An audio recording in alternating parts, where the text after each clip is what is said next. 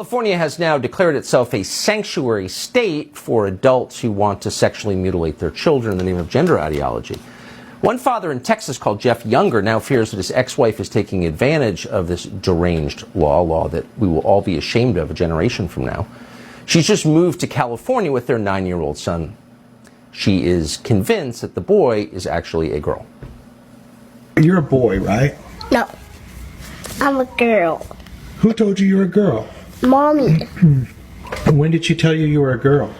'Cause I love girls. Oh, I see. So mommy told you you were a girl? Uh-huh. Does mommy do anything else like with a girl with you? Mm-hmm. Like what? Like dresses. What does she do?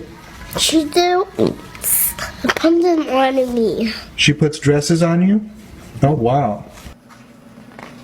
Ah, that's just the saddest thing. That's a child. Well, Jeff Younger, the father of that boy, went to the Texas Supreme Court to try to protect his son. He wanted an order to prevent his ex-wife from having the boy sexually mutilated in the state of California. But the court rejected his petition in an 8-1 vote. Shocking.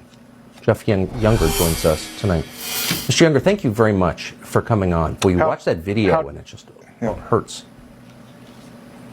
Yeah, I mean, it's the first iPhone video I ever took, and, you know, my blood ran cold when I realized what she had planned for that boy.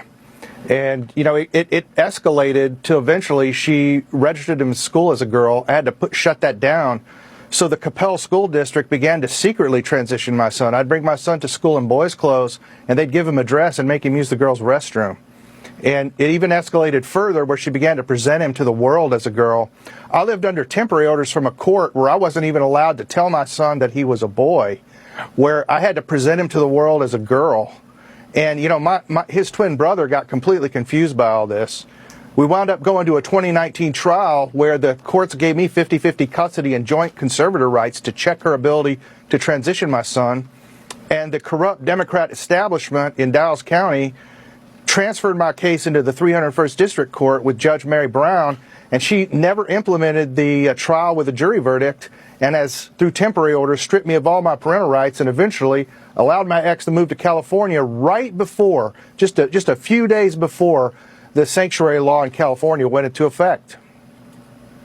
So it's so upsetting. I mean, we're talking about destroying a child's life. 9.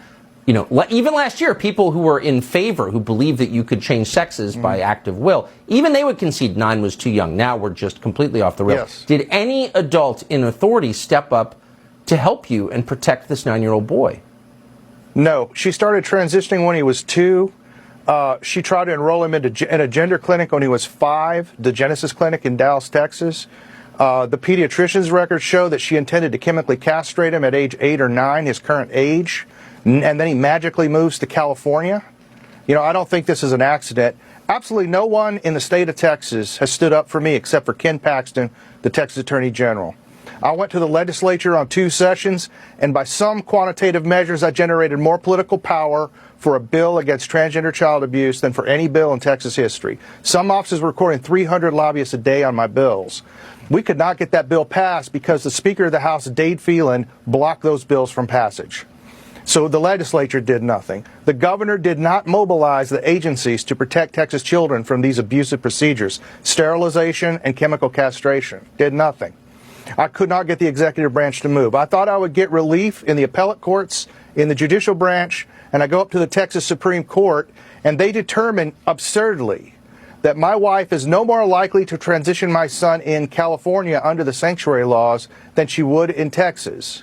And absurdly, not even really reading Senate Bill 107, claims that we can enforce an injunction against her in California when a plain reading of the bill says that they will not enforce these injunctions, they will not obey subpoenas, they will not obey extradition, and they will not return the children to me under any circumstances.